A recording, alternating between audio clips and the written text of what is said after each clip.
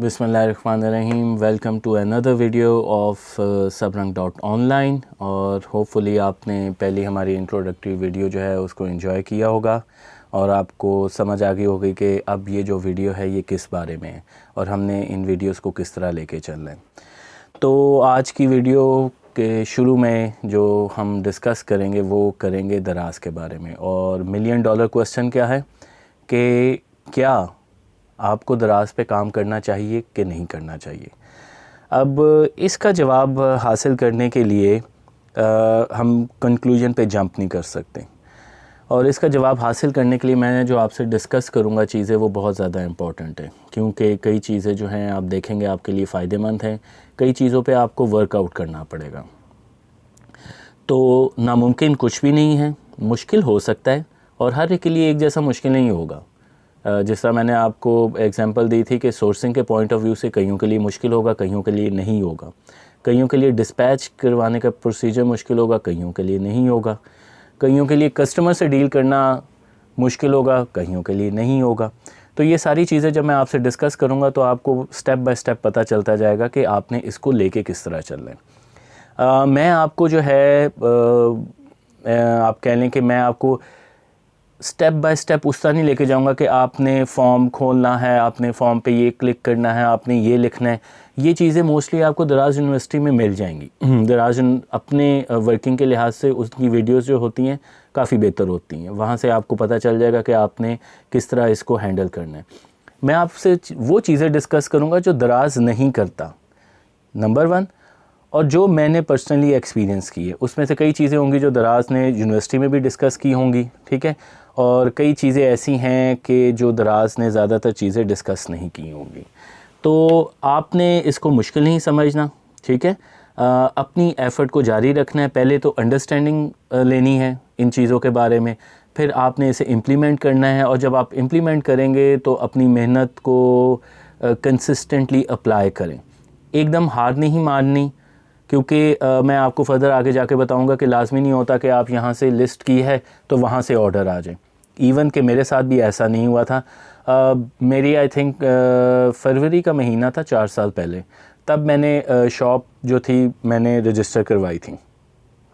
तो मुझे I think 1 April को जो है ना, it was not April fool of course, 1 April को जो है ना मेरा पहला ऑर्डर आया था। और मैं आपको एक बहुत इंपॉर्टेंट चीज़ भी बताऊंगा कि पहला ऑर्डर किस तरह लेना है और ये जो सारे अलॉगरिदम है ये इसके पीछे आप उन्हें किस तरह इन चीज़ों को हैंडल करना है कि ज़्यादा से ज़्यादा बेहतर रिज़ल्ट आपके पास आ सकें।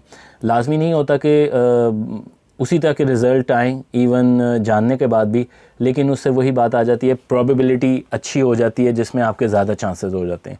और अगर आपकी किस्मत आपके साथ हो तो इंशाल्लाह रिज़ल्ट जो है वुड बी फार बेटर। तो मैं आपसे बात कर रहा था कि मैं आपको एक इस तरह नहीं बताऊंगा कि इस कॉलम में करें, इसमें मैं आपको ओवरऑल एक बताऊंगा जिसमें ज़्यादा मेरा तजर्बा होगा, जो मैंने सीखा, और वो मैं आपसे शेयर करूंगा। उसमें ज़ाहिर सी बात है जो दराज के रेफरेंस हैं, जो लिंक्स हैं, वो मैं आपको बताऊंगा। नीचे डिटेल में लिंक्स भी दिए होंगे जिनको आप खोल के चेक कर सकते हैं, जो मैं बात कर रहा हूँ उससे रिलेटेड। तो ये चीज़ें जो है ना आपने स्टेप बाय स्टेप लेके चलनी है। जंप टू कईयों को लोगों को थोड़ी सी और ऑलरेडी इन्फॉर्मेशन होगी, वो रिलेटेड मेरी जो है वो बात सुन लेंगे। लेकिन जो बिल्कुल अभी स्टार्टिंग है, जो अभी सोच रहे हैं कि मुझे करना चाहिए कि नहीं और ये दराज का प्लेटफॉर्म है कैसा, उसको स्टेप बाय स्टेप ये चीज़ें लेके चलनी चाहिए। आप दराज पे बेशक आप अभी अपनी जो है दुकान को, शॉप को रजिस्टर करवा लें, उसमें कोई ऐसे मसले की बात नहीं है।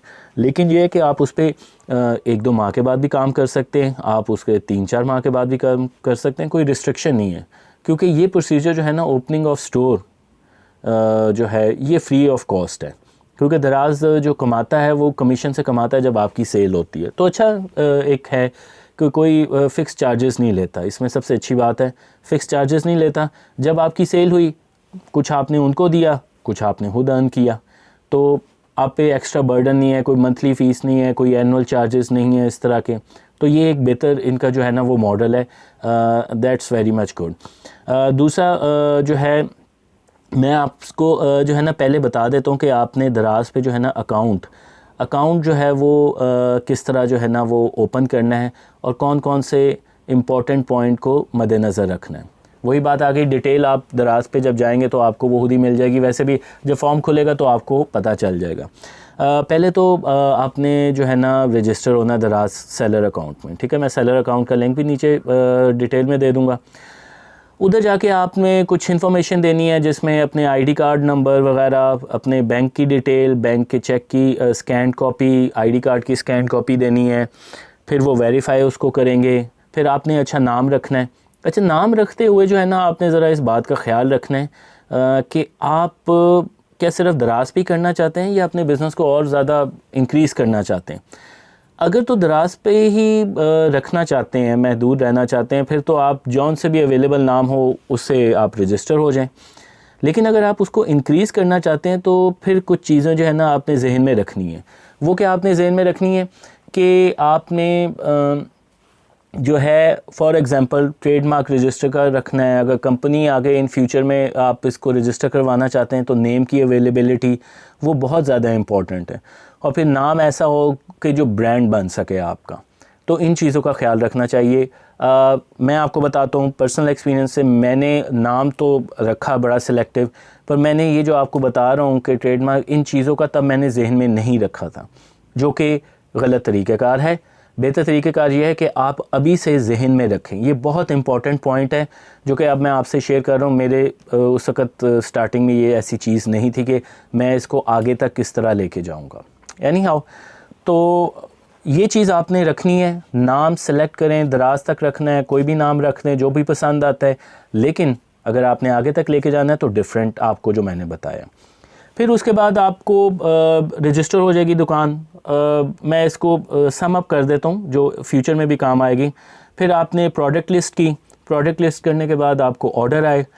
ऑर्डर आने के बाद आपने ऑर्डर का आता है पेंडिंग में। पेंडिंग से आप उसको करते हैं, एक्सेप्ट करते हैं, वो रेडी टू शिप में चला जाता है। रेडी टू शिप से आप उसको प्रिंट देते हैं। प्रिंट के बाद आप पैक करते हैं। पैक करने के बाद आप उसको जो है दराज के सेलर सेंटर में भेजते हैं, जहाँ से वो फर्दर आगे जो है ना कस्टमर को जाता है। फिर वहाँ पे शिपमेंट में जो है वो सेक्शन में आ जाता है। और फिर जब डिलीवर होता है तो वो फिर डिलीवर वहाँ पे आपको इंटीमेट हो जाता है कि डिलीवर हो गया। डिलीवरी के बाद आपको वीकली पेमेंट की बेस पे दराज आपको पेमेंट कर देता है। पहले जब मैंने स्टार्ट किया था मंथली था, फिर बाई मंथली हुआ, फोर्टनाइटली जैसे कहते हैं वो पेमेंट स्ट्रक्चर हुआ। आजकल जो है वो वीकली बेसिस पे चल रहा है। बहुत अच्छी बात है जिसकी वजह से मैंने ऑनलाइन किया था और दराज भी इसमें कोई अभी तक 4 सालों से मुझे कोई प्रॉब्लम नहीं है कि पेमेंट टाइमली मिलती है।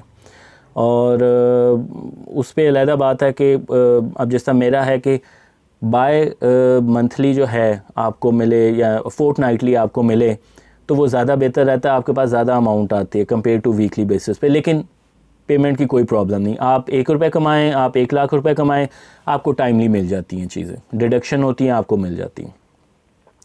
उसके बाद आपको वो मिल गई। अगर रिटर्न नहीं होती आइटम, कस्टमर रिटर्न नहीं करता तो वो 7 दिनों के उसका टाइम होता है। फिर आप समझ लें कि वो आपकी सेल पक्की हो गई। तो ये तो एक फ़्लो है जिसको आपने फॉलो करना है।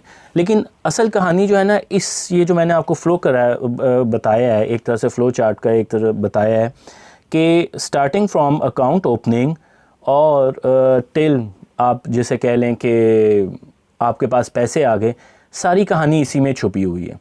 सारे तजर्बे की बात इसी में छुपी हुई है। सारे अप्स एंड डाउन इसी में छुपी हुई है। तो वो आपने जाननी है, क्योंकि ये जानेंगे तो फिर आप फैसला कर पाएंगे कि आपको बिज़नेस करना चाहिए या नहीं करना चाहिए, स्पेशली ऑन दराज। क्योंकि दराज एक आप कह लें मोनोपली है उसकी, रिनाउंड इदारा है, उसके कुछ रूल्स एंड रेगुलेशंस हैं। इट्स नॉट लाइक फेसबुक के आप जाएं, पेज बनाएं, अपनी मर्ज़ी से अपने लिहाज से कस्टमर को डील करें। आपके सेट प्रोसीजर्स हैं वहाँ पे, उसको आपने फॉलो रखते हुए करना है। अच्छा, ये तो आपको मैंने तरीक़ेकार बता दिया। अब जो क्वेश्चन अराइज़ होते हैं, जो बहुत ही इंपॉर्टेंट क्वेश्चन है जिसकी बेस पे आप फ़ैसला कर सकते हैं इनिशियली कि आपको बिज़नेस करना चाहिए कि नहीं करना चाहिए, वो भी अभी मैं आपसे डिस्कस करूँगा। और उनको फर्दर मैं डिटेल में करूँगा। अगर तो जिस तरह मैंने आपसे कहा था कि ये 15 से 20 मिनट की वीडियो है, अगर कुछ पॉइंट इसमें डिस्कस हो गए वेल एंड गुड, वरना फिर नेक्स्ट वीडियो में से कैरी फॉरवर्ड करूँगा उस हिसाब से कि 15 मिनट या 18 मिनट में जो डिस्कशन हो गई। तो मैं आपसे जो है ना वो क्वेश्चन जो है ना वो बता देता हूँ आपको, जिसको मैं फ़र्दर डिस्कस करूँगा। वो मैंने बुलेट पॉइंट में भी लिखे हुए हैं। पहली बात तो ये, क्वेश्चन नंबर 1, आपको कितनी इन्वेस्टमेंट चाहिए, कितना सरमाया होना चाहिए आपके स्टार्टिंग में। ठीक हो गया, यानी कि आप कहें कि जी थोड़े सरमाए से भी हो जाएगा, ज़ीरो सरमाए से भी हो जाएगा, या आपको बड़े लाखों चाहिए होंगे। ठीक हो गया। फिर आपका क्वेश्चन, क्योंकि देखिए मैं आपसे ये बात नहीं कर रहा यहाँ पे कि जी वही बात आ गई 50,000 से लाखों कमाएँ, 1,000 से लाखों कमाएँ। रियलिटी की बेस पे बात करनी है। सरमाया जो है आपने सब चीज़ों को मद्देनज़र रखते हुए करना है। सबसे बड़ी बात तो ये कि आपके पास है कितना, ये इंपॉर्टेंट चीज़ है। उसके बाद आती है ना, फॉर एग्ज़ाम्पल अगर आपका सारा आप स्ट्रक्चर बनाते हैं लेकिन सरमाया आपको चाहिए कोई फ़र्ज़ करें लाख रुपए, 10 लाख रुपए, 20 लाख रुपए, तो वो तो फिर मुश्किल हो जाएगा ना। फिर आपकी जो है ना सोच और आपकी जो समझने की कह लें कि ताकत है वो वहाँ पे सर्फ होगी। अच्छा, पहली हो गया सरमाया कितना चाहिए। दूसरी चीज़ ये है कि आप कौन सी चीज़ें बेच सकते हैं। ठीक है, ये सोर्सिंग से रिलेटेड है। इसके लिए पहले तो सबसे पहले आपने दराज पे जाना है, वहाँ पे एक प्रोहिबिटेड लिस्ट अवेलेबल है आइटम्स की, उसको आप पढ़ें। वो आइटम्स आप नहीं बेच सकते। ठीक हो गया, वरना तो सीधी सीधी रिस्ट्रिक्शन है। और अगर आप वो समझें कि आप उसका कान इधर से मरोड़ लेंगे, उधर से मरोड़ के बेच देंगे, तो वो बिला वजह का वेस्टेज ऑफ टाइम है। अल्टीमेटली आपको पाबंदी ही लगेगी, आपको डी लिस्ट भी हो सकते हैं, आपकी प्रोडक्ट्स भी उड़ाई जा सकती। तो काम वो करें जो स्मूथ चले, ना अपने आप को तकलीफ़ ना दें, क्योंकि और बहुत सारे प्रॉब्लम से आपने डील करना है। अगर आप इस तरह के भी प्रॉब्लम सर पे ले लेंगे कि बेस आइटम ही आपकी ऐसी हो जो प्रोहिबिटेड लिस्ट में हो, उसका आप नाम तब्दील करके, कैटेगरी तब्दील करके करने की कोशिश करेंगे, वो आपको खुद ही तकलीफ़ होगी। क्योंकि पीरियडिकली दराज इन चीज़ों की छांटी करता रहता है। वो मैं आपको फर्दर आगे बताऊंगा कि किस तरह दराज ने अपने आप को बेहतर किया है, किस तरह पहले चलता था और किस तरह अब होता है। जिस तरह यूट्यूब है, गूगल है, उनकी पॉलिसी जो है अब बहुत ज़्यादा वो बड़ी सख्त किस्म की हो गई हुई है। वजह यह है कि उन्होंने अपने आप को रिफ़ाइन किया है। ठीक हो गया। तीसरी बहुत ही इम्पोर्टेंट, हर बात ही इम्पोर्टेंट है लेकिन तीसरी तो कमाल की इम्पोर्टेंट है। तीसरी है जनाब कमीशन। अब दराज का कमीशन जो है ना, जो हम सेल होती है, वो वेरी करता है फ्रॉम राउंड अबाउट 2.5%, ठीक है, टू आपके 18.5%। वो ज्वेलरी पे होता है, क्योंकि हमारा ज्वेलरी में है काम, इस वजह से। तो 2.5 से लेके 18.5। अब ये बेस रेट है, आप ये लफ्ज़ याद रखिएगा, बेस रेट। इसमें अभी और चीज़ें ऐड होनी हैं, वो मैं आपको फर्दर सारी वो बताऊंगा, वो भी बड़ी जालिम किस्म की चीज़ें, लेकिन ज़हन में रखिए ये बेस रेट है। अब आपने देखना है कि आप प्रोडक्ट फॉर एग्जांपल आपने सोची, आप वो कमीशन के जो है ना स्ट्रक्चर, उसको देखें कि आपके प्रोडक्ट पे कमीशन कितनी लगेगी। फिर आप देखें कि ऑलरेडी क्या आइटम आपकी जो है, जो आप बेचने जा रहे हैं, वो दराज पे ऑलरेडी कितने की बिक रही है। अगर तो बड़ी यूनिक आइटम है, फिर तो आपकी मोनोपोली है, फिर आप अपनी मर्ज़ी से प्राइसिंग कर सकते हैं। रीज़नेबल ऑफ कोर्स प्राइसिंग ही होनी चाहिए, प्राइसिंग कर सकते हैं। लेकिन अगर आपकी आइटम ऐसे जो ऑलरेडी अवेलेबल है, फिर आपको मार्केट के हिसाब से प्योरली चलना पड़ेगा। ठीक हो गया। फिर उसमें आपने कमीशन का फैक्टर रखना है। फिर नेक्स्ट क्वेश्चन, चीज़ें सस्ती होनी चाहिए या महंगी होनी चाहिए। ठीक है, यानी कि आपकी सेलिंग प्राइस हाई होनी चाहिए या लो प्राइस होनी चाहिए। आइटम 100 रुपये वाली लगानी चाहिए या 1000 रुपये वाली, 2000 रुपये वाली, 5000 रुपये वाली एंड अबव। ये बहुत एक ट्रिकी क्वेश्चन है। ये बज़ाहिर अभी आपको लग रहा होगा इसमें क्या प्रॉब्लम है, लेकिन जब मैं आपको इसके पीछे मैथ सारा बताऊंगा ना, सारा स्ट्रक्चर बताऊंगा, फिर आपको पता चलेगा ये बड़ी जालिम चीज़ हो जाती है। अच्छा, नेक्स्ट आपकी आ जाती है चीज़, साइज़ में बड़ी होनी चाहिए, छोटी होनी चाहिए। अच्छा जी, ये क्या वजह है? क्योंकि इसका डायरेक्टली आपकी पैकिंग से ताल्लुक़ है, इसका आपके पैकिंग वेट से ताल्लुक़ है।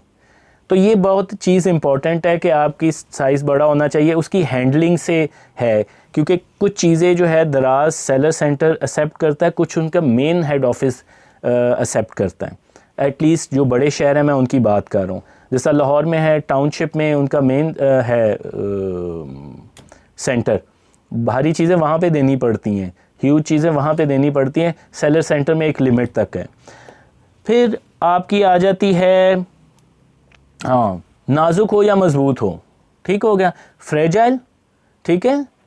ऐसी आइटम देखें, अगर फ्रेजाइल आइटम है तो इसका मतलब है आपको पैकिंग ज़्यादा रिक्वायर्ड चाहिए, उसका मतलब है पैकिंग पे कॉस्ट आपकी बढ़ गई, आपने ये चीज़ मैटर है। देखें, जितनी कॉस्ट बढ़ती जाएगी उतनी आपकी जो सेलिंग प्राइस है उस पर इफेक्ट आएगा। सिंपल सा फॉर्मूला है, selling minus cost is your profit, ठीक हो गया। अब कॉस्ट में क्या क्या शामिल है, कॉस्ट में आपका कमीशन शामिल है दराज का, कॉस्ट में आपका पैकिंग मटेरियल शामिल है, कॉस्ट में आपकी प्रोडक्ट जो आपने बाय किया है वो शामिल है, ठीक हो गया। तो अभी तो और बहुत सी, ऑफिस की तो मैंने बात ही नहीं की, जो आपके एडमिनिस्ट्रेटिव खर्चे, अगर आपने ऑफिस बनाया हुआ है तो उसके खर्चे अलग हैं। तो ये तो जो अभी मैंने 3 पॉइंट्स आपको बताए, 3 कॉस्ट बताएंगे, ये तो सिर्फ आपकी ग्रॉस प्रॉफिट निकालेगी। अच्छा, उसके बाद आ जाता है कि आइटम फैशन वाली होनी चाहिए या आइटम होनी चाहिए आपकी FMCG होनी चाहिए। FMCG से मुराद ये है कि आपकी फास्ट मूविंग जो कंज्यूमर है ना, वो गुड्स वो होती हैं, यानी कि फॉर एग्जांपल डबल रोटी है, कोई छोटी छोटी चीज़ें हैं डे टू डे यूज़ की, वो होनी चाहिए, या फैशन रिलेटेड। ये भी आपको बाद में बताऊंगा कि क्यों वजह है। एक चीज़ याद रखेंगे, FMCG में जो है आपको प्रॉफिट मार्जिन कम होता है और आपकी सेल ज़्यादा होती है, वॉल्यूम ज़्यादा होता है, जबकि फ़ैशन में आपका वॉल्यूम कम होता है, प्रॉफिट मार्जिन आप उस पर ज़्यादा हो सकते हैं, क्योंकि वो यूनिकनेस अपनी जो है ना उसकी बेस पे वो अर्न करती हैं। फिर आ जाती है उसकी शेल्फ़ लाइफ, बहुत इंपॉर्टेंट है। लाजिम बात नहीं आज आप कोई चीज़ ले रहे हैं तो वो उसी वक्त बिक जाएगी, वो 1 माह के बाद बिक सकती है, वो अगले दिन भी बिक सकती है, वो 6 माह के बाद बिक सकती है, वो साल के बाद बिक सकती है, ठीक है। तो ये बहुत इंपॉर्टेंट है, जो प्रोडक्ट आप बाय कर रहे हैं उसकी शेल्फ़ लाइफ है कितनी है और आपने कितना स्टॉक उसमें रखना है ताकि वो ख़राब ना हो, ठीक है। फॉर एग्ज़ाम्पल अगर कोई वेजिटेबल्स बेच रहा है तो आपको अंदाज़ा है कि उसकी शेल्फ़ लाइफ किस तरह हो सकती है और कितनी हो सकती है। तो ये चीज़ भी बहुत ज़्यादा इंपॉर्टेंट है, ये बिफ़ोर डिसाइडिंग कि आपने कौन सी प्रोडक्ट जो है वो लेनी है। फिर प्रोडक्ट के बारे में आपको इन्फॉर्मेशन होनी चाहिए। मैंने जब स्टार्ट किया था ना तो मुझे इन्फॉर्मेशन थी लेकिन इतनी नहीं थी, तो कस्टमर के जवाब देते हुए ज़रा प्रॉब्लम आती थी। तो आहिस्ता आहिस्ता एक्सपीरियंस हो गया, तो अब तो खैर अल्लाह का शुक्र है काफ़ी बेहतर हैंडलिंग है। हैंडलिंग बेहतर से मुराद ये है कि उनको मैं बेहतर तरीके से गाइड कर सकता हूँ। तो ये चीज़ बहुत ज़्यादा इम्पॉर्टेंट है। उसके बाद क्या जो प्रोडक्ट आप बेचना चाह रहे हैं उसका स्टॉक आपको रखना चाहिए या नहीं चाहिए। देखिए इसमें 2 मॉडल होते हैं, एक तो आप स्टॉक रखते हैं, एक स्टॉक नहीं रखते, लेकिन ये हर प्रोडक्ट पे आप नहीं अप्लाई कर सकते, ये बात याद रखें। डिटेल में मैं आपको बताऊंगा। और इसके बाद आ जाती है जो लास्ट में है वो अदर एक्सपेंसेस हैं, अदर डायरेक्ट एक्सपेंसेस। अभी मैंने बात नहीं की, उस जो मैंने आपको कहा था ना, जो फैक्टर अभी मैं आपसे बात कर रहा था, जो फैक्टर है उसमें वैट आ जाता है, उसमें हैंडलिंग चार्जेस आ जाती हैं दराज की तरफ से। ये चीज़ें बहुत ज़्यादा इम्पॉर्टेंट हैं, ये डायरेक्टली आपकी जो सेलिंग प्राइस आपने लगानी है उसको अफेक्ट करेगी, क्योंकि जैसे मैंने आपको बताया है कॉस्ट बढ़ेगी तो आपकी सेलिंग प्राइस भी बढ़ेगी, क्योंकि आपने उसमें से प्रॉफिट तो निकालना ही है। 100 रुपये की चीज़ है आपने लगाई है, ठीक है, 50 रुपये की आपको कॉस्ट फॉर एग्जांपल पड़ रही है। व्हाट डू यू थिंक 50 रुपये आपको प्रॉफिट मिलेगा, 50 रुपये आपको मिलेंगे? बिल्कुल नहीं। इसमें से आपको 10 रुपये भी मिल जाएं तो आपको तालियां बजानी चाहिए, लिटरली, वो मैं आपको बताऊंगा। पर इट ऑल डिपेंड्स कि आपका फॉर्मूला मैं मैथमेटिकली आपसे शेयर करूंगा, जो आप एक्सेल शीट में अपने पास रख लीजिएगा, ताकि जब भी आप किसी प्रोडक्ट को लगाएं, आपने उसकी सेलिंग प्राइस कैलकुलेट करनी हो तो वो जो है आप उसके मुताबिक करें, ताकि आपको एकदम पता चल जाए। गो कि इसमें ड्यू टू शिपिंग चार्जेस, क्योंकि वो वेरी करते हैं, दराज अपने लिहाज से कैलकुलेट करता है, ये कैलकुलेशन एग्जैक्ट हासिल करना बहुत मुश्किल हो जाती है। ये तभी हासिल होती है जब प्रोडक्ट जो है वो रिसीव हो जाती है, कस्टमर को हमारे पास शीट आ जाती है दराज की तरफ से। तो ये सारे क्वेश्चंस हैं, बेसिक क्वेश्चंस, जिसको 1 बाय 1 मैं करूँगा। आई थिंक अब वीडियो का टाइम काफ़ी हो गया हुआ है। इंशाल्लाह इन क्वेश्चंस को मैं step by step as per the weight of the information required मैं उसको लेके चलूँगा और आपको मैं बताऊँगा। होपफुली आपने ये वीडियो भी इंजॉय की होगी।